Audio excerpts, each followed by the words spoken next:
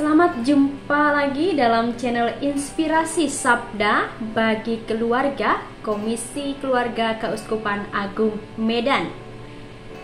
Bacaan hari ini tanggal 22 Mei 2022. Bacaan Injil untuk Inspirasi Sabda hari ini dari Injil Yohanes bab 14 ayat 23 sampai 29.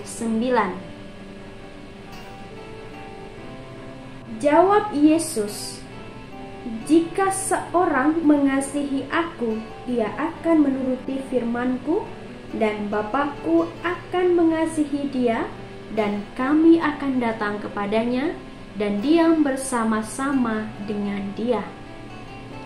Barang siapa tidak mengasihi aku, ia tidak menuruti firman-Ku. Dan firman yang kamu dengar itu bukanlah daripadaku, melainkan dari Bapa yang mengutus aku. Semuanya itu kukatakan kepadamu selagi aku berada bersama-sama dengan kamu. Tetapi penghibur, yaitu Roh Kudus, yang akan diutus oleh Bapa dalam namaku, dialah yang akan mengajarkan segala sesuatu kepadamu dan akan mengingatkan kamu akan semua yang telah kukatakan kepadamu. Damai sejahtera kutinggalkan bagimu, damai sejahtera kuberikan kepadamu. Dan apa yang kuberikan tidak seperti yang diberikan oleh dunia kepadamu. Janganlah gelisah dan gentar hatimu. Kamu telah mendengar bahwa aku telah berkata kepadamu, aku pergi tetapi aku datang kembali kepadamu. Sekiranya kamu mengasihi aku, kamu tentu akan bersuka cita karena aku pergi kepada Bapa-Ku. Sebab Bapa lebih besar daripada aku.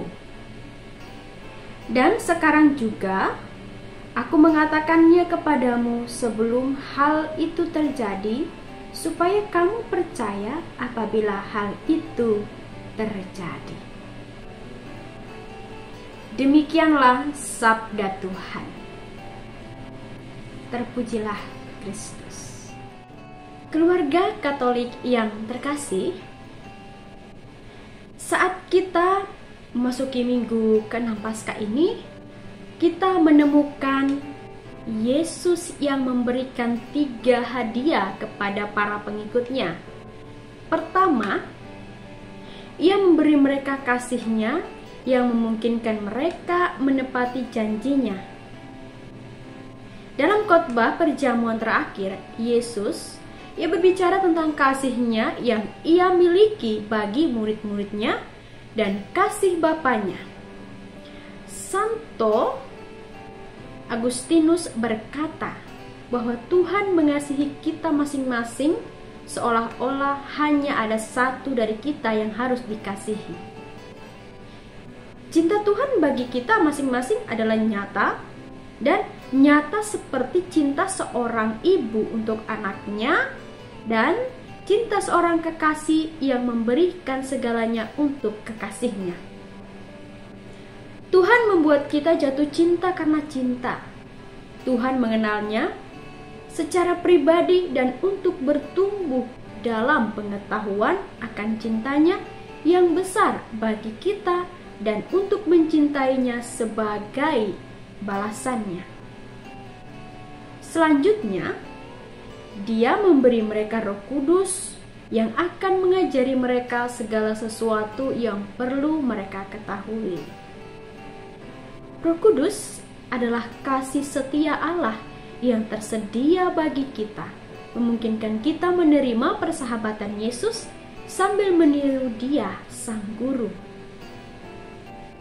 Satu sosok yang menonjol dalam semua bacaan pada minggu ke-6 ini adalah Roh Kudus.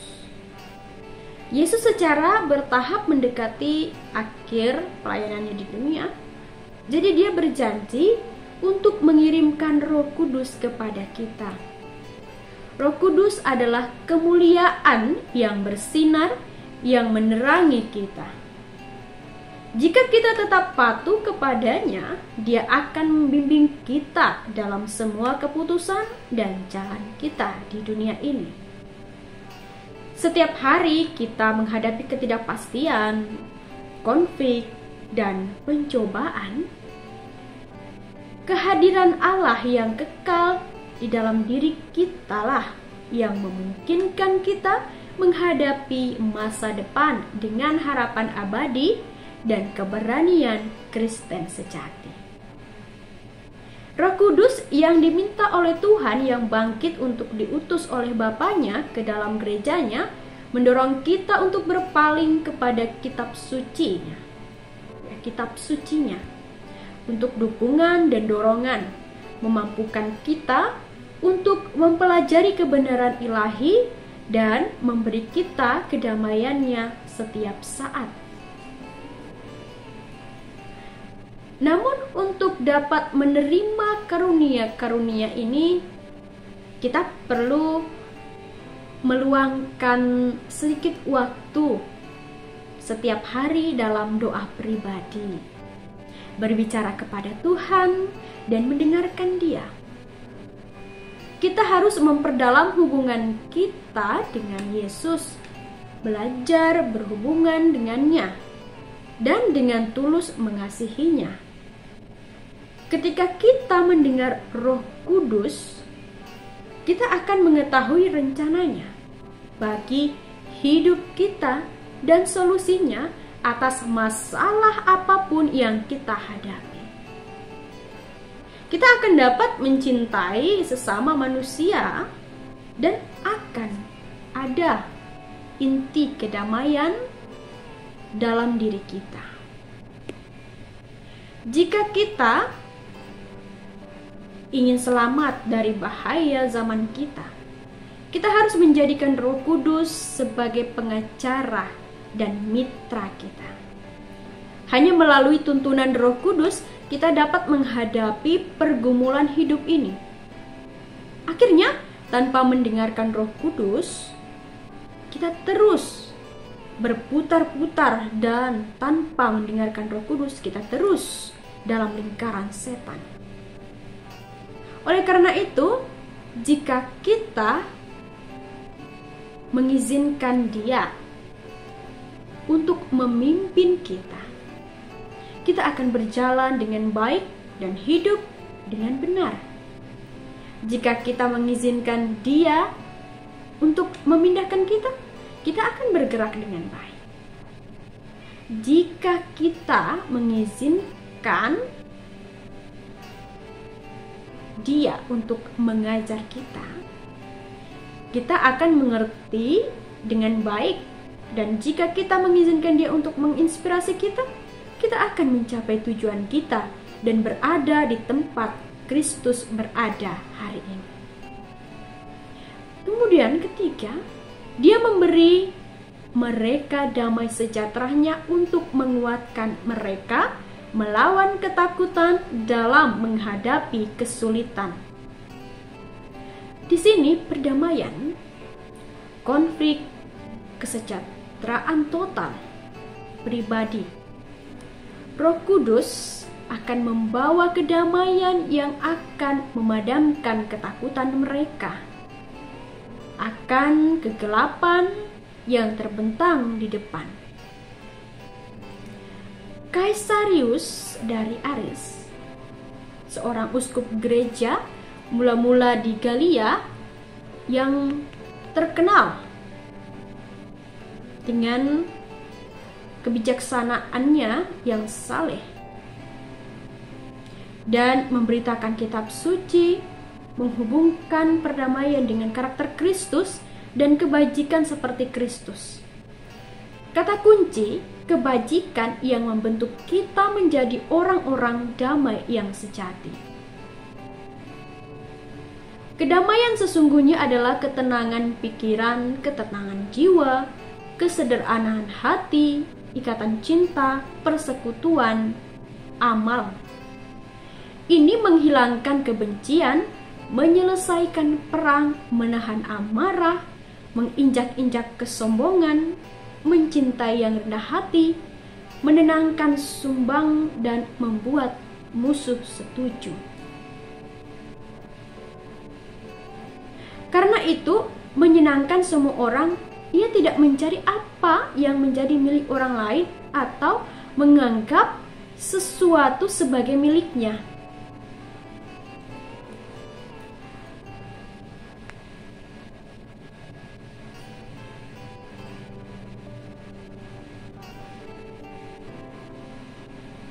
Ini mengajarkan orang untuk mencintai karena tidak tahu bagaimana menjadi marah atau memuji dirinya sendiri atau menjadi sombong. Hal ini lemah lembut dan rendah hati untuk semua orang memiliki ketenangan dalam dirinya. Ketika damai sejahtera Kristus dijalankan oleh seorang Kristen, hal itu disempurnakan oleh Kristus. Jika ada yang menyukainya, dia akan menjadi ahli waris Allah. Sementara siapapun yang membencinya memberontak melawan Kristus. Damai kutinggalkan bersamamu. Kedamaian saya berikan kepada Anda. Hari ini demikian pula. Yesus juga menjanjikan damai-Nya kepada kita, tapi apakah kita mampu menjaga kedamaiannya? Apakah kita mampu menjaga kedamaiannya? Dalam hati kita, mengapa begitu sulit untuk memiliki kedamaian? Mungkin kita juga terlalu fokus pada diri sendiri, terutama pada uang, ketenaran, kekuasaan, kecantikan, dan kesehatan, dan sebagainya. Beberapa dari kita mungkin bertanya, saya pergi ke gereja setiap hari Minggu dan saya berdoa sepanjang waktu untuk mendapatkan kedamaian. Mengapa saya masih tidak memiliki kedamaian di hati saya? Hari ini Yesus mengundang kita untuk menerima Roh Kudus. Sebagian besar dari kita alih-alih mempraktikkan buah Roh Kudus di rumah dan di tempat kerja, telah mengubah rumah dan tempat kerja kita menjadi zona perang melalui kritik dan kekerasan. Alih-alih mengajar anak-anak kita untuk meniru kebaikan Yesus, kita menunjukkan kepada mereka wajah kemarahan kita yang mengerikan. Alih-alih saling mencintai, kita menghakimi orang lain, bahkan terkadang di depan anak-anak kita. Kedamaian dimulai dari hati kita, dan kita harus mengubah hati kita, watak buruk kita sebenarnya. Jika kita menyebarkan aroma cinta dan pengampunan seseorang di suatu tempat, akan mencium aroma kedamaian. Jika kita menyebarkan kebencian dan kekerasan, sesuatu yang sangat buruk akan segera terjadi. Kita punya pilihan dalam hidup. Perdamaian atau kekerasan ada di tangan kita. Jika kita ingin anak-anak kita menjadi pembawa damai, mari kita tunjukkan caranya. Jika kita ingin memiliki keluarga yang penuh kasih dan damai, kita bukan orang lain. Harus belajar bagaimana menghormati satu sama lain dan mencintai satu sama lain. Ya, kita tidak sempurna, tetapi Roh Kudus dapat membimbing dan mengubah hidup kita. Terima kasih, Tuhan memberkati.